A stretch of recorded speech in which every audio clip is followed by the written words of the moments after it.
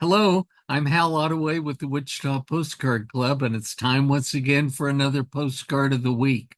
Several weeks ago, I mentioned that I had been to a luncheon and I with friends and my sister, and the friends were Rick and Donna, and they had a box, they said, and the card. They brought in a postcard album to kind of show me, kind of tempt me, and see if I would be interested. Now, of course, I was interested. This is what I like and what I enjoy talking about and learning about. In any case, they brought this album into the restaurant, and I want to show it to you today. This is a good example. And I told them this. I said, look, this is a full album. It's never been messed with as far as collectors are concerned, in and out and so forth. And so I said, this would be a good something to show on Postcard of the Week. And so here we are this week, several weeks later, but this presentation is kind of timeless, so I hope you enjoy. But this is a red uh, cardboard album with 10 pages inside. The album itself measures 11 inches tall and about 9 inches wide. That's a little bit larger, just a little bit, than a piece of typing paper for those of you who used to type. But that gives you an idea of the size. It's an attractive Art Nouveau like cover with ivy and tassels and everything. And it says postcards on the front. Postcards were, they're a big deal in my life, but they were a big deal, a really big deal in the Victorian time period. And by that, I mean for postcards, probably from around 1900 through World War I, up into the 20s. They were a big import item that was hampered, certainly, by World War I, since most of them, or a lot of cards, I shouldn't say most, but a lot of cards were printed and manufactured in Germany or Saxony or Austria, of course, England too, but it was a big import item. It was just something that people worried about. I can remember when I was a kid, this is digressing, but when I was a kid and all these VW bugs around, where the Germans are selling all our cars. Well, it used to be the same story kind of with postcards.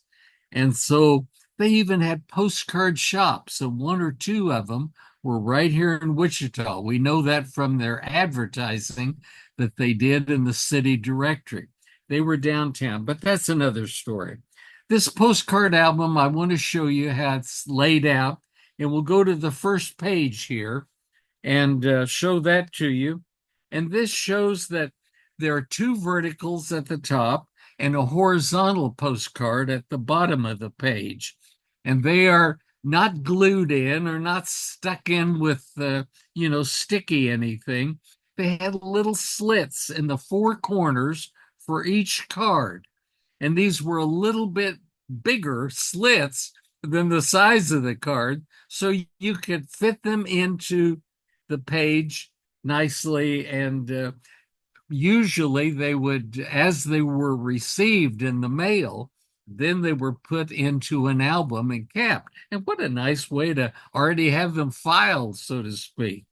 They might have later gone back through and kind of grouped them, but the whole thing was presenting postcards that they had received. And maybe if they were put in an album, then you couldn't read the message that may have been a little bit private, but let's face it, very little good gossip was on the back of a postcard. It was usually weather and health and children and grandpa and things like that instead of anything too salacious. But this card on the lower or on the bottom of this page shows the log cabin at the Minnesota State Fair at about 1908, and something that somebody obviously had been there to visit. And I think there's several more from the same fair throughout the album. But that's a printed postcard, even though it's a photograph, the photograph is what it was made from. of this log cabin building. And we've talked about that before, the different kinds of postcards and real photos and printed photos. The two postcards at the top are beautifully embossed and really attractive. They're Easter greetings, and the one on the left is lilacs, I would think, maybe.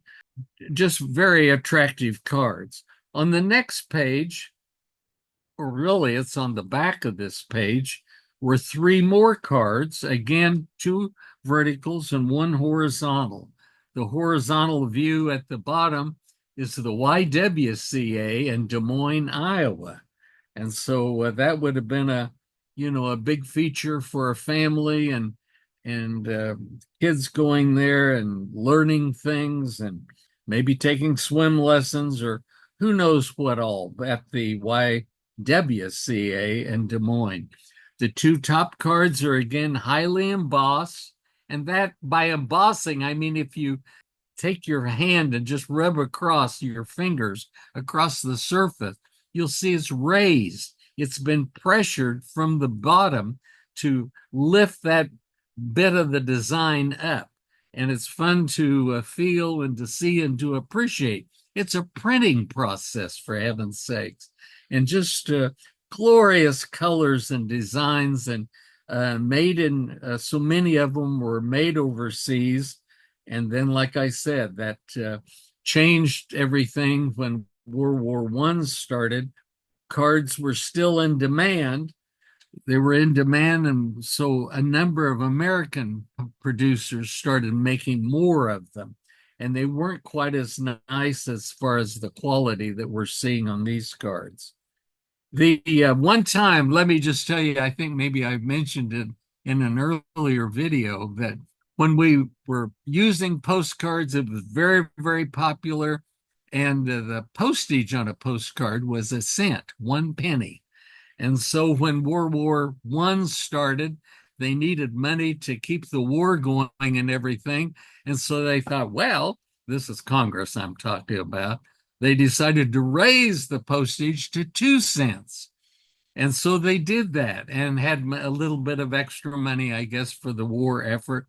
And then after the war, I think it was one of the first only times that maybe Congress went in and reduced the postage rate back to a penny for a penny postcard.